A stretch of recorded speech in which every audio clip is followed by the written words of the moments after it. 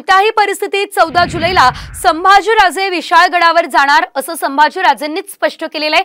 विशाळगड अतिक्रमण मुक्त व्हावा यासाठी संभाजीराजे आता आक्रमक झालेले आहेत। विशाळगडावरील अतिक्रमण हटवण्याचा निर्धार राजेंनी केलाय।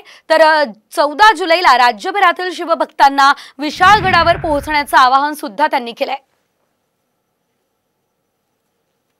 की जे अतिक्रमण विशाळगड किल्ल्यावर झालेलं आहे हे मोठं संकट आहे आपल्याला। आता हे संकट दूर करायला नको का?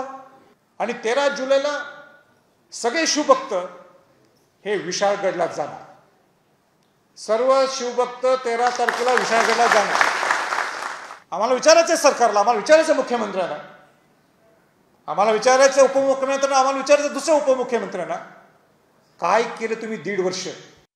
नाही, अतिक्रमण जर असेल तर ते शासनाने किंवा जे काय तिथला जिल्हा परिषद किंवा शासन जे काय असेल ते योग्य त्या दृष्टिकोनातून निर्णय घेईल।